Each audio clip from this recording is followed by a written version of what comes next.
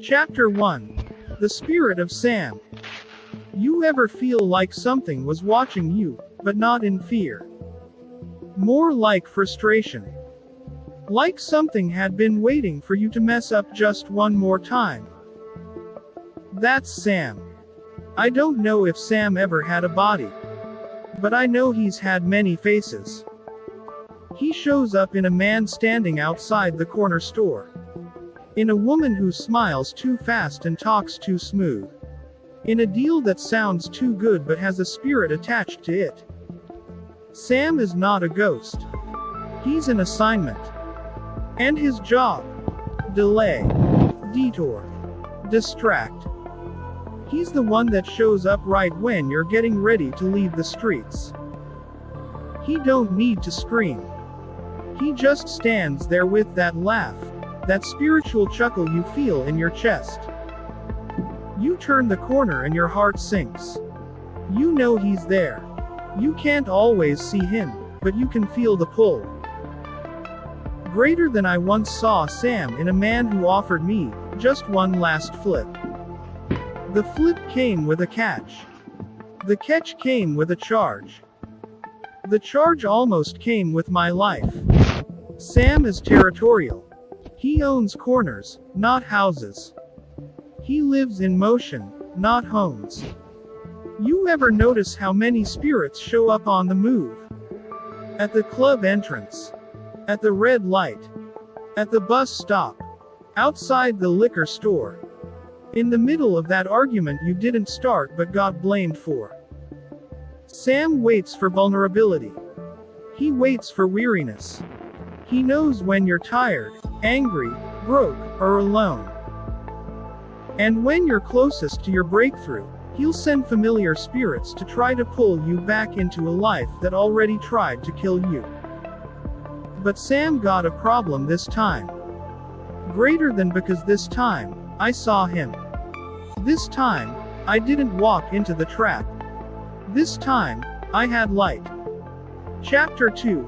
Corners that talk back. With the energy you felt, the images you shared, and the spirit behind the roads. There's some roads you pass through. And some roads pass through you. These corners weren't built for GPS. They were built for spiritual collision. For people to get stuck, turned around, delayed, or buried.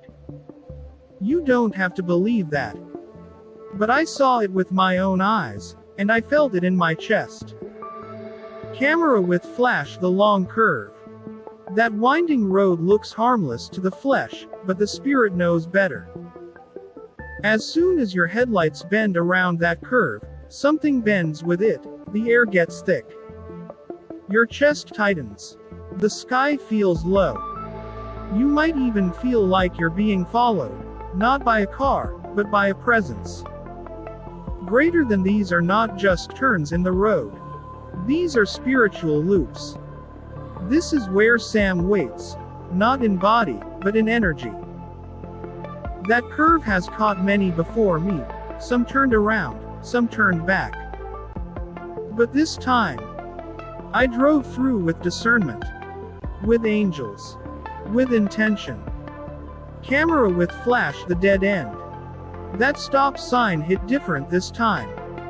I pulled up, headlights shining.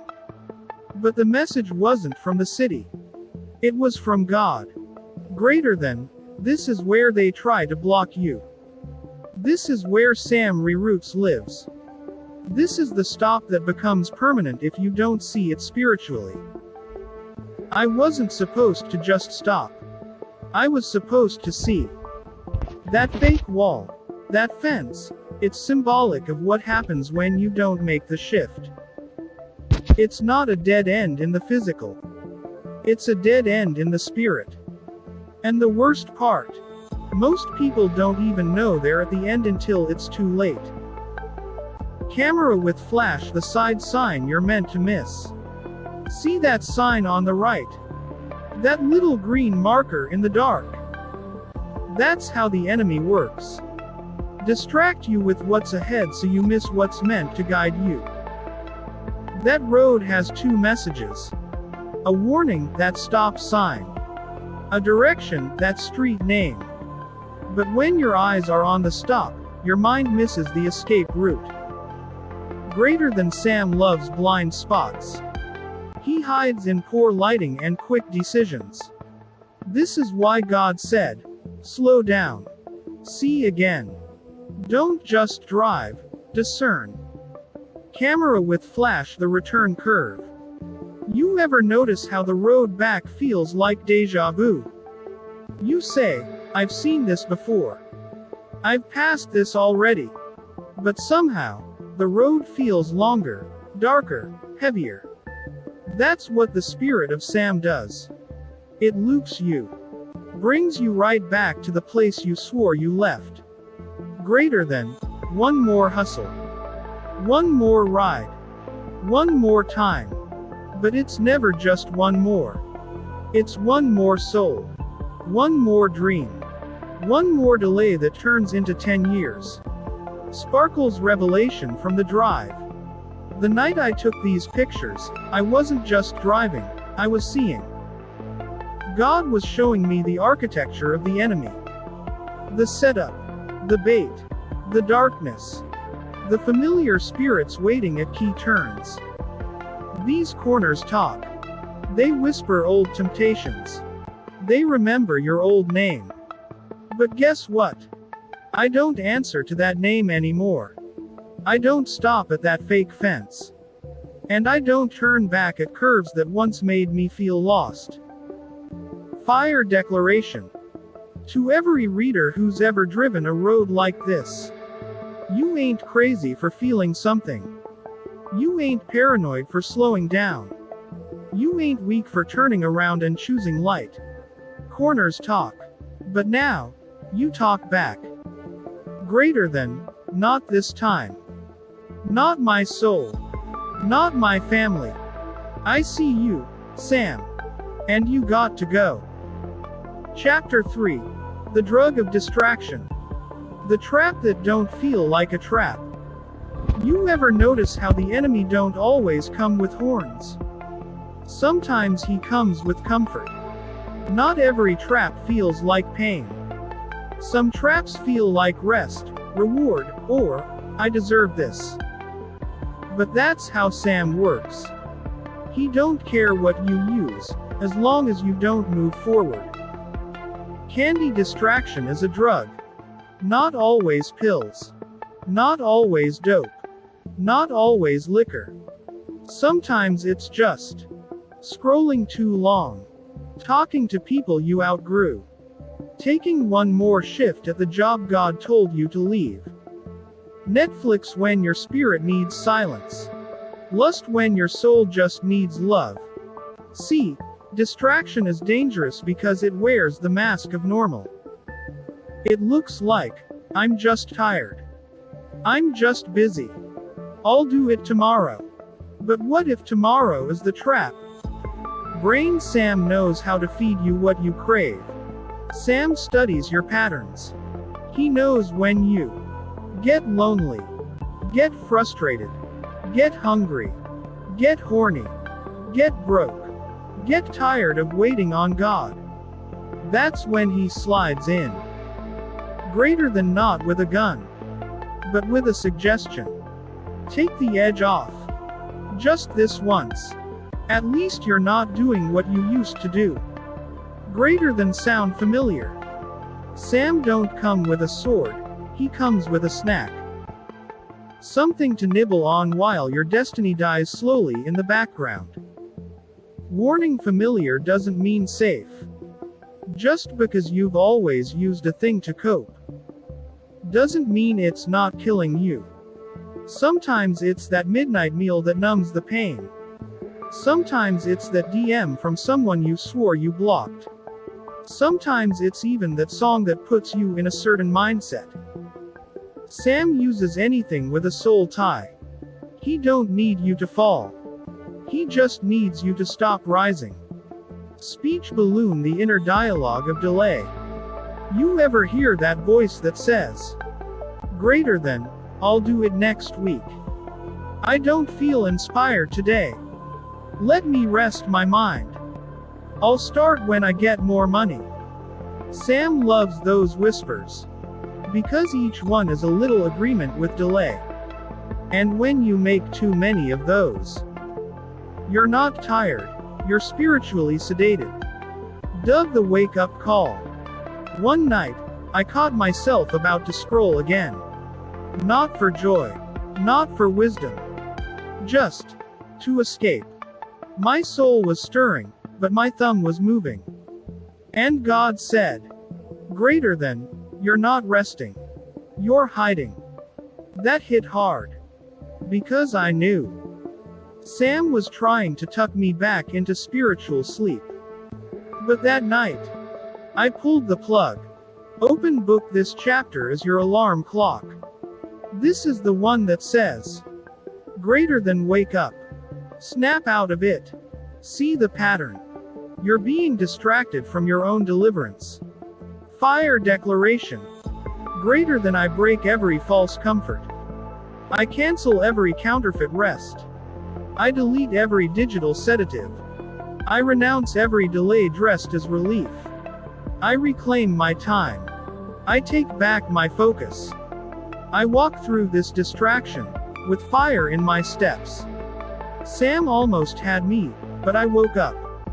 And now, I'll never scroll past my purpose again. Chapter 4. The Familiar Spirits. He tried to buy me. They say everybody's got a price. But I don't. Because he already tried, and I said no. This chapter ain't a metaphor. This really happened.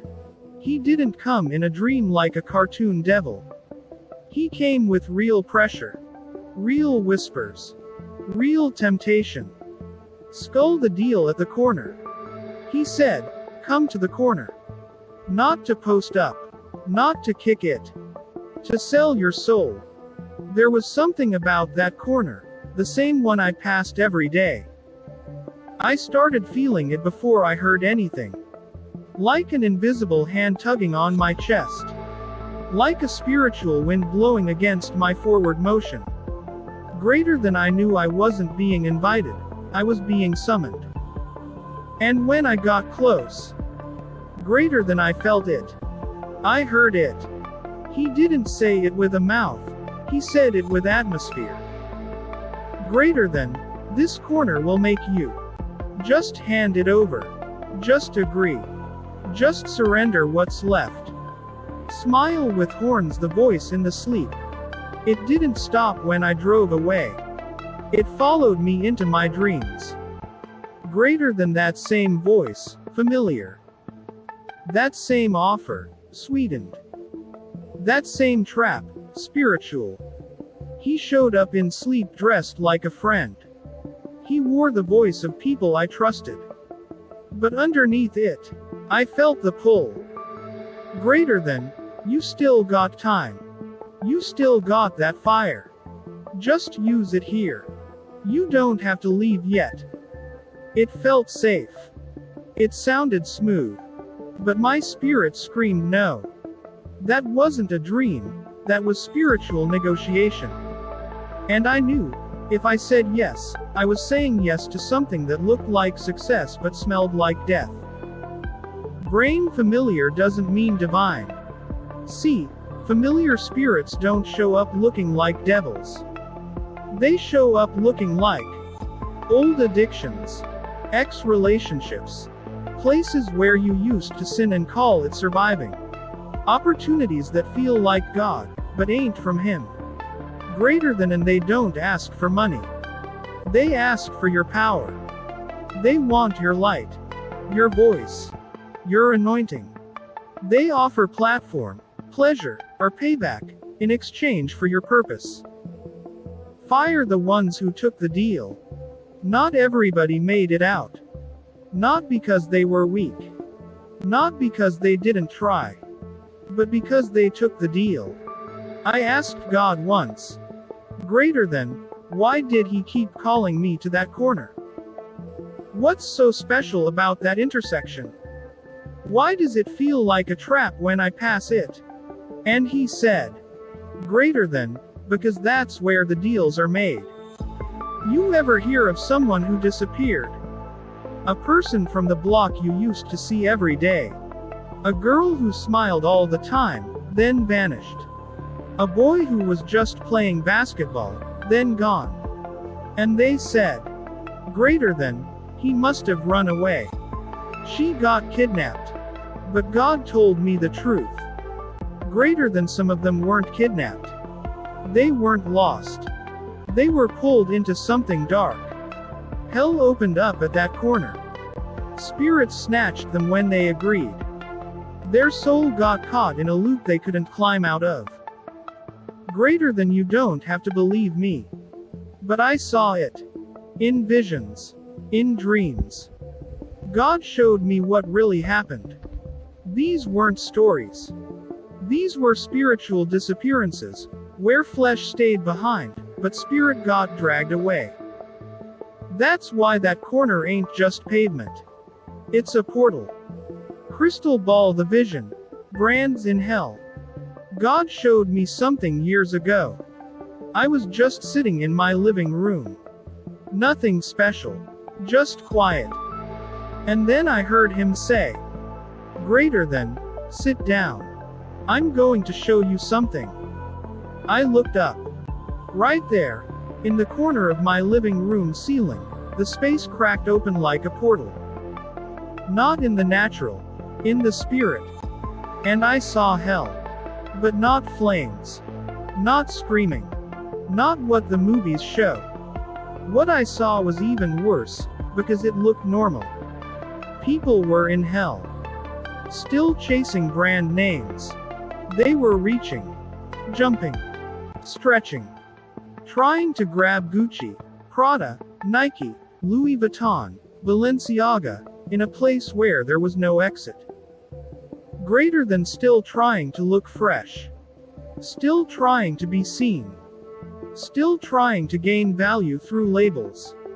And they were burning the whole time. Trapped in torment. But still reaching for clout. Greater than, and I heard the Spirit say, they sold out for this. They chose this. They worship the brand instead of the blood. That broke me. Because I realized, this wasn't just about selling your soul at a street corner. People were selling it at the mall, on Instagram, in status, in vanity, in fashion. And when they died, greater than, they kept reaching. But they never escaped. Fire. So let me say this. Don't be impressed by the ones who look like they made it. Check the price tag on their piece. Look at the condition of their soul. Ask yourself, who gave them the spotlight? Because some folks didn't blow up. They burned up, and you just didn't see it yet. Stop. Sign. Final word for this chapter. If God tells you no. If the corner feels off. If the opportunity smells sweet but feels sick. Run. Don't negotiate. Don't delay. Don't grab the brand and miss the blood. Your soul is not for sale. Not in the street. Not in your sleep. Not even in your style. Chapter 5. The Spirit of the Mad Hatter. The laugh you can feel in the room. He doesn't come to rob you. He comes to spin you. Not with chains. Not with fists. But with confusion. With distraction. With thoughts that make you question everything God ever said about you. That's the Mad Hatter. And when he shows up, you'll feel the laugh before you hear it. Joker. Who is the Mad Hatter? He's the next level of Sam. The upgraded version. The voice that doesn't just tempt you, he mocks you. Greater than, he whispers, you're not who you think you are. He says, you're too late. He laughs when you pray. He giggles when you forget why you walked in the room. He claps when you scroll past your own purpose. He don't want your money. He wants your mind. Dizzy face dizzy, the mental fog ain't just stress. Let me tell you something real. If you've ever sat down to write, and suddenly felt blank, tried to pray, but couldn't focus, felt powerful 1 minute, and worthless the next, forgotten what God told you in less than 24 hours. That's not normal. That's not just stress. That's not just fatigue. That's spiritual warfare, and the Mad Hatter is behind it. Brain the Hatter's favorite weapon, identity spin. He loves to take people who are just about to wake up and spin them back into who they used to be. He'll say things like, greater than, you're just faking this new life. You know you're still the same inside. God didn't really call you, you're just emotional. And the worst part, his voice sounds like yours sometimes. That's the trap. Greater than when the Mad Hatter speaks, he doesn't shout. He whispers in your voice, so you believe it's you thinking it. I saw him once, in the spirit. He didn't look like a demon. He looked like a man with a top hat, smiling way too wide, leaning forward, eyes never blinking. He didn't speak words. He beamed confusion. Every time he grinned, I felt a fog try to come over my eyes. He tried to make me feel like everything was fake. My calling, my gifts, my purpose, my protection. Greater than, but God told me, he's been doing this for generations. He laughs when people forget who they are. Stop sign how he hits. Mid-prayer. Mid-deliverance. Mid-breakthrough. Right before you publish the book. Right before you walk into purpose. Right when you're about to leave the corner for good. Greater than, that's when the laughter starts. That's when he sends confusion wrapped in opportunity. That's when people say, I don't even know what I'm doing anymore. Folded hands, but this time, I didn't laugh back. This time, I stared him down. Spiritually, mentally, emotionally. And I said, greater than, I know who I am. I know what I saw. I know what I heard. I know what I survived. And I will not forget again. The laugh stopped. Because light don't laugh back. It exposes. Fire declaration. Greater than, I cancel the spirit of confusion. I evict every whisper of unworthiness. I shut down the voice of mockery. I reclaim my mind. I recover my memory. I restore my name. Greater than, the Mad Hatter doesn't get to play in my thoughts anymore.